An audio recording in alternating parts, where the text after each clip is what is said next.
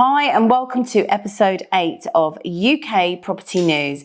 In this week's episode, we're extremely lucky to be joined by Susie Crolla, who is the Managing Director of the Guild of Letting and Management, and we are also very lucky to be joined by Hughes, who is actually the former Housing Minister. We'll be asking Susie 5 key questions on the Renters' Rights Bill.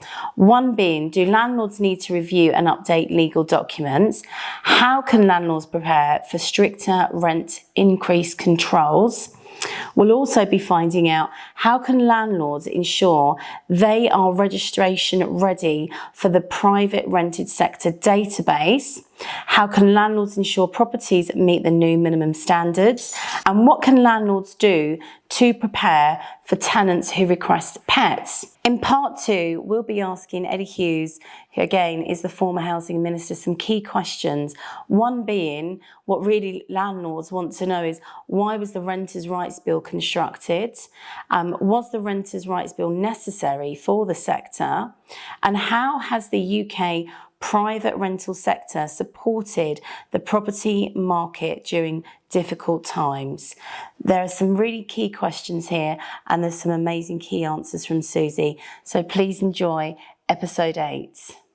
Tracy, thank you very much. Let's meet our guest on this episode. Susie Crolla is Managing Director of the Guild of Letting and Management Limited. Do you put all of that on a name badge? No, I just use GLM. It's easier. It works a treat, doesn't it? Much easier. There's never been a time when your industry is not under the spotlight like it is now. I mean, there's so much going on, so much to note. Landlords in particular. Everything about this whole area, renters' rights, what's happening with landlords, is mostly, as I see it from interviewing people like yourself, it's about education. It's about knowing what's what the terrain looks like. Landlords getting updated with the legalities and things like that. Yeah, definitely. I've been in the sector 20 years. It was my anniversary on Monday. Wow. So I've seen a lot of change, but this is the most significant over the last 30 years. So most definitely my key word is preparedness. Yeah. Being ready. And I think a lot of people, I sense, are kind of fearful of the unknown a little bit, aren't they? Once you clarify, right, this is what you need to be doing, this is how it works, this is what you need to know. I think what's happening at the moment is there's been a lot of information over the last 12 months, and obviously prior to that, information from the Renters Reform Bill. Yeah. And I think landlords now just want to get a move on so that they can do what they need to do. Sure. So yes, it is fear of the unknown, but I think now just people are ready. And there's obvious areas, short hold tenancies. I mean, let's just look at that. There's an obvious area to kick off with is causing some confusion and, you know, a little bit of concern from some landlords. So we have had, over the last 30 years, assured short hold tenancies. And what will happen on the day that the bill not gets royal assent, but is introduced fully, all tenancies, assured short hold tenancies, will convert to assured periodics. Yeah. So that is really significant, and it changes things dramatically. It's one of the most important documents for a landlord, so they need to prep themselves in advance. They might not know the detail, but they will have a good understanding that they need to be ready on that day, so start getting ready beforehand. It's interesting, isn't it? The word landlord covers so many areas. There's the individual who just happened to inherit a house. Yes. There's others with bigger portfolios. I suppose thinking about the latter there for a moment, things like rent increase controls, which to many people just sounds like a sentence. But actually, if you have a business portfolio and you're working out a business plan over a number of years, that's another important change. Yes, that you've got to be aware of. Sorry, Ian. Yes, I'm chomping at the bit, obviously, to answer your questions. The Section 13 is the go-to document for periodic tenancies, and that's the current position. Sure. In the future, we won't be relying on a statement, a clause in the tenancy agreement. We need to make sure that landlords have a good understanding of the timeframes in relation to serving the notice, what they can and can't do, The frequency will be annual, so that's very important. And also having the new paperwork and the guidance Yeah. will be issued by the government. So on the .gov website, that's the go-to. That's really, really important for landlords to understand that it's a procedural change as well as a legislative change. Yeah. So that's very key. Of course it is. Also key is a big old database. Yes, something we've never had before. I think the closest thing that I liken this to is the land registry. Yeah. Okay, but the land registry deals with ownership, charges, that kind of thing. This is, in a way, far bigger. Obviously, every single property that's residential that is going to be let or the landlord intends to let or is currently let will have to be placed onto that database. So I have, it's not a phrase that I've coined from anywhere, but I think that landlords need to be database ready. So that's the compliance element. DR. Yeah, definitely. Definitely. Because they are either self-managing Yeah. or they use an agent. Okay, they're the Yep. two avenues that Of landlord will course. go down. Yeah. So they need to make sure that their portfolio, their property, their paperwork, that's most definitely the most important Of course thing, it is. ready. And so they could start looking at doing a self-audit Yeah. of all their properties and all their paperwork. And of course, this applies to the small guy to the bigger ones. Absolutely. So And it's that format, isn't it, that sometimes can, I mean, anyone can come unstuck if they're not across the detail. But if you are the accidental landlord, yeah. That's the kind of area where you think, well, I just inherited a house. I rent it out to my mate Mick. Everything's fine. What do I need to do? Yeah. Well, you do. Yeah, but it isn't fine. It's the penalties are so severe. It's not worth, it's worth taking the time now to look at what you're doing, how you're doing it, and making sure that all the documents that are going to have to be uploaded, and whether you are a small landlord or a corporate landlord or an institutional landlord, doesn't make any difference. Okay, so that is very, very important. And one of the things that people haven't spoken a lot about is the fact that if the landlord has not put that property onto the database, they cannot advertise, they cannot let the property, and they definitely can't get possession. Yeah. So, yes, it's extremely significant. Indeed. And you mentioned fines there. I mean, we're not talking about 50 or 60 quid here. I mean, these are very steep if you get it wrong. And if you get it wrong a second time, then there's a real problem. Yes. So the initial fine is up to 7,000, and then subsequent fines for non-compliance or a serious breach is up to 40,000. But then on top of that is the rent repayment order. Sure. So tenants can apply. It's a tenant incentivized penalty, which exists at the moment. But the most significant change, or two changes, is the fact that the rent repayment order will be up to 24 months worth of rent, and the tenant will have 24 months to put that claim through to the first tier tribunal. Wow.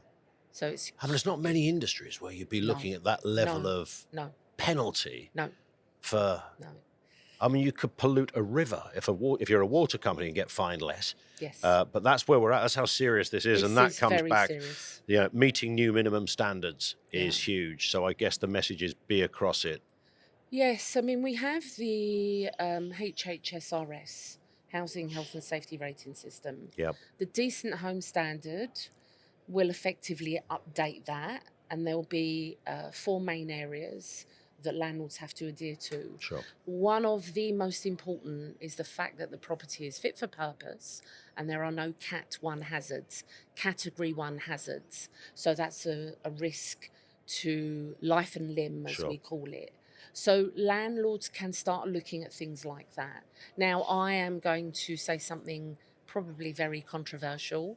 I would hope that the people listening to this discussion do not have any Cat 1 hazards in their properties. Yeah.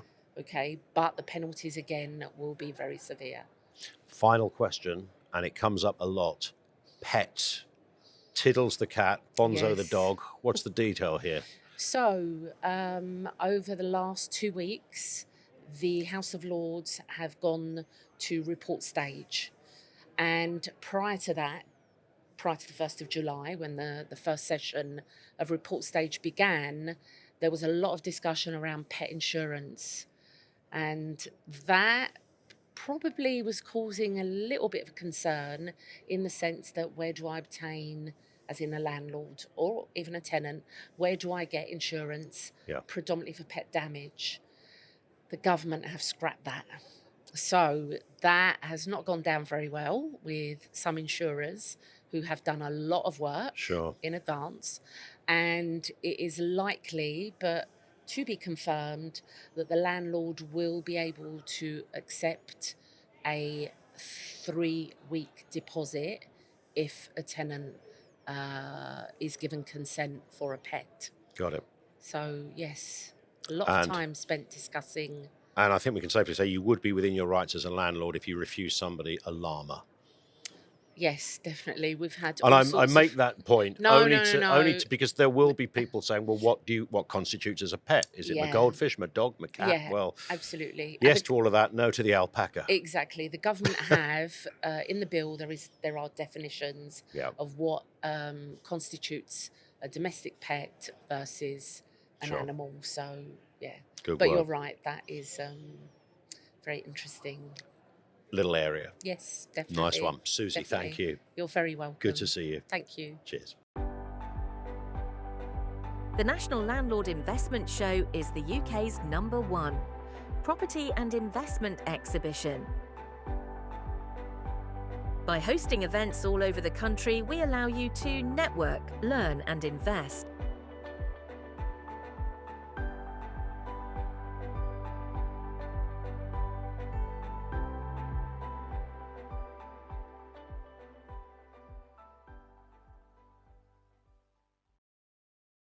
And our next guest is Eddie Hughes, former housing minister, former MP for Walsall North, and I'm going to mention this, Eddie, and there's a reason, son of a bus driver.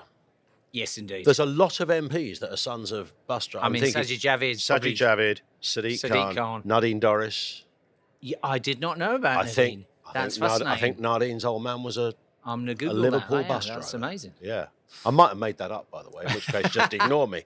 But listen, you come from a good, solid working background, as Yes, it were. indeed. Housing minister, it's a big job to have in any area of government, and of course, particularly at the time that you were there when this whole renters' rights bill was getting formed and put together. Just tell us, how did somebody just walk into work one day and say, I've got an idea?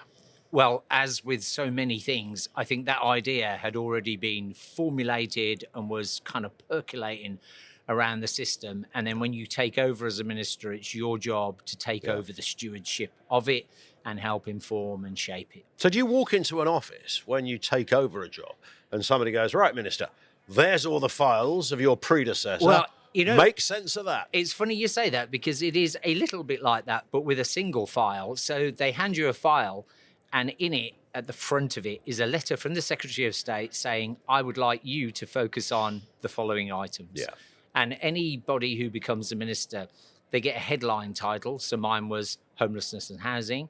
But then what sits below that, in my case, was about 10 other responsibilities that ranged from involvement with the Grenfell community to changing the building regs. Yeah. So lots of stuff in the pot. And it is kind of never ending, right? I mean, you don't wake up thinking, I've got a free day today.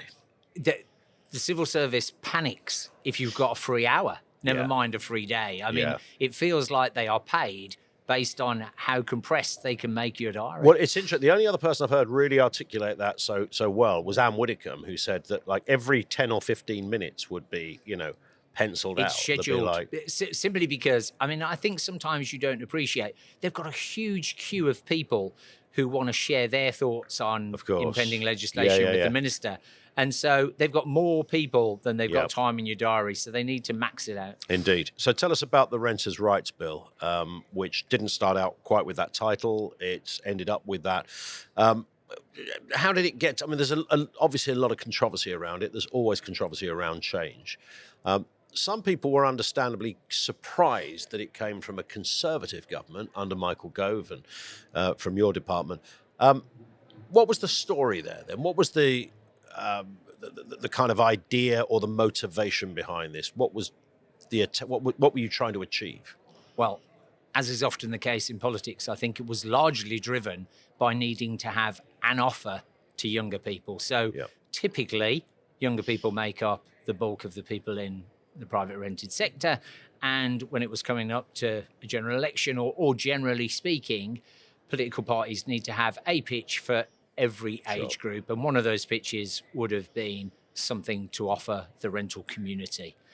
Whilst also, given the point that you rightly make about the fact that perhaps this isn't natural Conservative territory, and that's why the white paper was called a fairer private rented sector, because you need to think about the tenants and the landlords. Yeah. And so whilst there were some headline items, abolishing Section 21 being the one that's got the most traction, there were some other elements that sat below that, changes in Section 8 of the legislation to make it easier for landlords to get possession of their property, to try to make sure that it was as balanced as possible. But the overriding objective was to drive up the quality of accommodation. And in a post-Grenfell world, there was a lot of focus on making sure that people in rental, whether social or private rental accommodation, were treated fairly. And that's I think most people understand that, given that the background that you just said. In terms of, the rental sector, it's just getting bigger and bigger, of course. There's not always the amount of accommodation to go round. It's meant that rents have gone sky high. Governments, certainly Conservative ones, don't historically tend to want to get involved in setting rates and all the rest of it. Was there a sense then that it was getting so bad that government intervention was really the only way to kind of clear a path to make it a fairer system? Well, I think, as is often the case, the minority of cases of bad landlords are the ones that hit the headlines because bad news sells. And so that draws attention to problems within the sector. And so there was a focus on addressing that. But the question of the size of the private rented sector is an interesting one as well.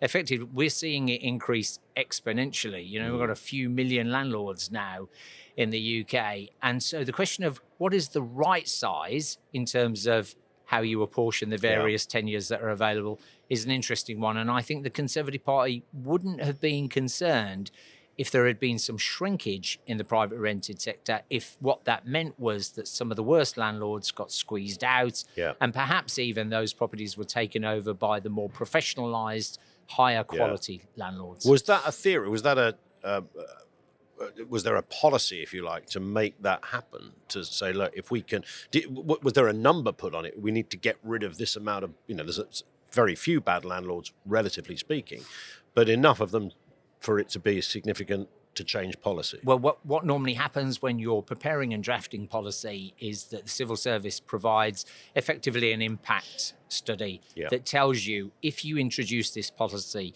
what could be the consequences.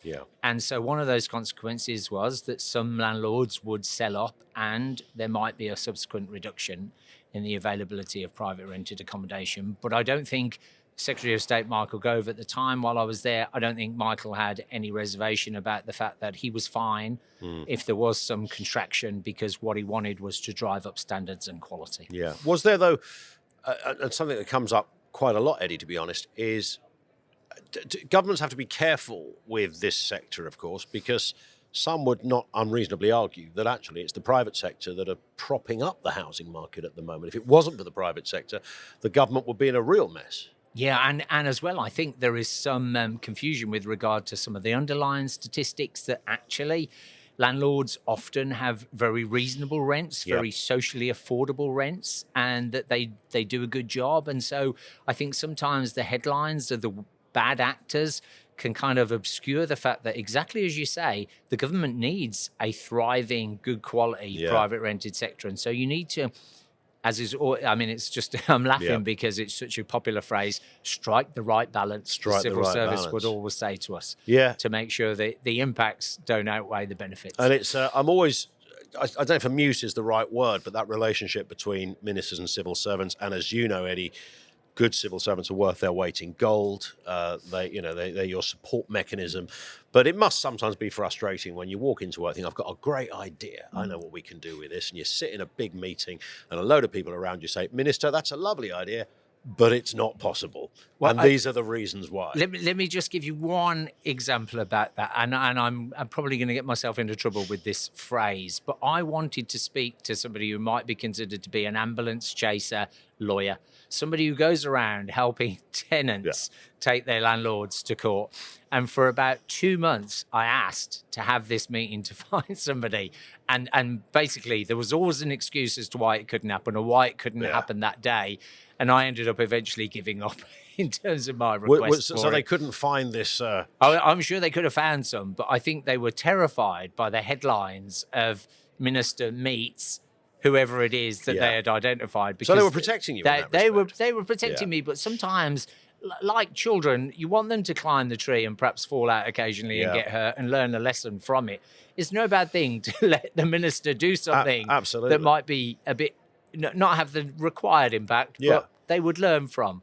Do you think, because obviously there was a general election which scuppered a lot of things, and of course the phrase enter Angela Rayner, we'll come to that in just a second, but up until that point, did you sense, despite the controversies, meeting the industry, clearly there was some resistance against what you were doing, other people said it was right, etc., but did you think on balance you were making good progress, that this bill was going in the right direction? Personally, I thought it was making good progress, but one of the interesting factors for me was landlords in Parliament, as in MPs, are overrepresented as a percentage of the general population. I think, if I'm remembering correctly, at the time I was the minister, 70 Conservative MPs were landlords, whether that's like me, an accidental landlord, or whether they were more professional with more properties. And so the resistance from some of my colleagues to say, no, you don't want to do this, and to then speak to the Whip's office and to other people to slow down the progress of the bill was a bit frustrating. So final point then, and this allows you to go back into politician mode here. A new government come in, broadly accepting what had been there before, but with some changes which many people have seen as pretty seismic. What's your view on where this bill is at now compared to where it was when you left office? Well, I'm almost embarrassed to say I'm a huge fan of Matthew Pennycook, and some of the stuff, in fact, a lot of stuff the Labour Party is doing is a continuation of what the Conservatives were doing, but B, is generally helpful, useful things. So some of it is going to be a bit frightening in terms of its introduction, once we've got decent home standards for the private rented sector and so on. But actually, some of it is to be welcomed. And I think we need to be more mature as politicians and not be tribal and partisan all the time, but actually be able to say, you know what? I endorse that policy. There's a lot of good stuff in there and we should agree on that. And let's just fine tune the stuff that we disagree on. Are you going back? Well, that would be lovely one day, but we're still 4 years from a general election. I bet your coffee mug is still in that cupboard. my coffee mug, there's a parliamentary coffee mug on my table for me to use every day to remind me of what it was like. Eddie, great to see you. Thank you. Thank you. If you want to stay up to date with the latest UK property news, make sure that you like and subscribe to our channel.